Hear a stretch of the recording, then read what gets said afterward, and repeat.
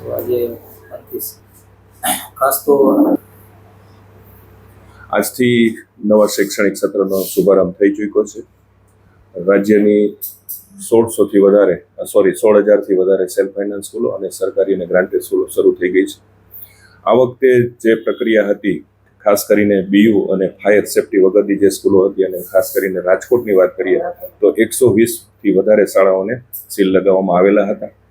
કાલે જ એવો પરિપત્ર કરવામાં આવ્યો છે કે જેને બીયુપી નથી પણ ફાયર એનઓસી છે એવી શાળાઓ શરૂ કરી દેવામાં આવે.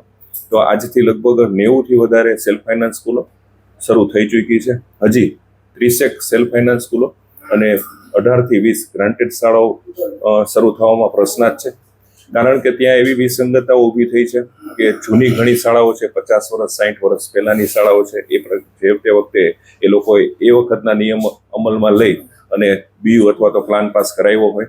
અત્યારે ફરીથી એમને 9 મીટરની હાઇટ વાળો જે પ્રશ્ન છે એ પણ ક્યાંક ને ક્યાંક મુશ્કેલરૂપ થઈ ગયો છે. કારણ કે 2021ના પરિપત્ર પ્રમાણે ફાયરના જે જાહેરનામું હતું એના પ્રમાણે એ લોકોએ જે વ્યવસ્થા ઊભી કરી હતી કે 9 મીટરથી ઓછા હોય ત્યાં ફાયર એનઓસીની જરૂરિયાત નથી. 2023 ડિસેમ્બરમાં જે પરિપત્ર આવ્યો કે 9 મીટર અથવા તો 500 મીટર કરતાં વધારે બાંધકામ હોય ત્યારે ફાયર એનઓસી જોઈએ. ત્યારે એ લોકો અત્યારે ખૂબ મુશ્કેલી પરિસ્થિતિમાં આવી ગયા છે. કારણ કે અત્યારે બીયુ પણ મળવાનું મુશ્કેલ થઈ ગયું છે. બીયુ માટે ઇમ્પેક્ટમાં ફાઇલ ઇન્વર્ટ કરાવેલી છે. એવી જ રીતના ફાયર એનઓસી માટે પણ વ્યવસ્થા ઊભી કરતા થોડો સમય લાગે. પણ અત્યારે જે નિયમ એવો કમિશનર સાહેબે બનાવ્યો છે કે જેની પાસે ફાયર એનઓસી હશે એ જ શાળાઓ ચાલુ થઈ શકશે. એટલે ફાયર એનઓસી મેળવવા માટેના પ્રયત્નો થઈ રહ્યા છે.